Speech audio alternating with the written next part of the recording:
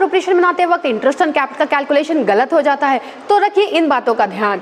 हमेशा interest on capital opening capital पर provide किया करिए। अगर क्वेश्चन में क्लोजिंग कैपिटल दिया यानी कि 31 मार्च एंडिंग ईयर का कैपिटल दिया है तो उसको आपको ओपनिंग में कन्वर्ट करना होगा, और वो करने के लिए फॉर्मूला लगेगा closing capital plus drawings minus profit given, यानी हर एक पार्टनर का आपको निकालना होगा ओपनिंग कैपिटल, तब आप उस पर इंटरेस्ट का रेट अप्लाई करिएगा।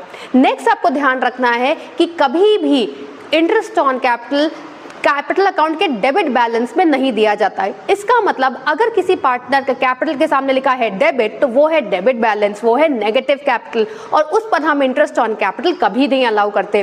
थर्ड पॉइंट है कि इंटरेस्ट ऑन कैपिटल को जब भी हम कैलकुलेट करते जाते हैं तो हमें इस बात का ध्यान रखना पड़ता है कि क्या पार्टनर ने कुछ कैपिटल को इंट्रोड्यूस किया है या विड्रॉ किया है। अगर ये केस है कि किसी गिवन पीरियड में पार्टनर ने कैपिटल को इंट्रोड्यूस या विड्रॉ किया है तो इंटरेस्ट ऑन कैपिटल हमेशा टाइम पीरियड के अकॉर्डिंग लगता है।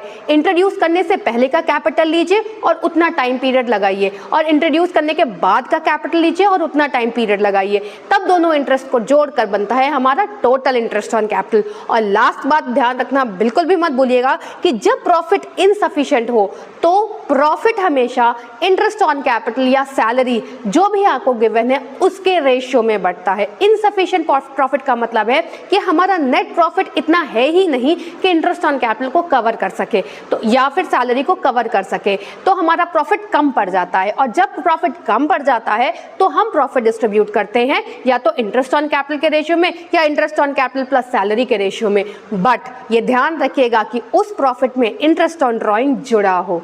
अगर आप रखेंगे इन सारी बातों का ध्यान तो आपके पीएल अप्रोप्रिएशन में नहीं होगी इंटरेस्ट ऑन कैपिटल कैलकुलेशन की गलती।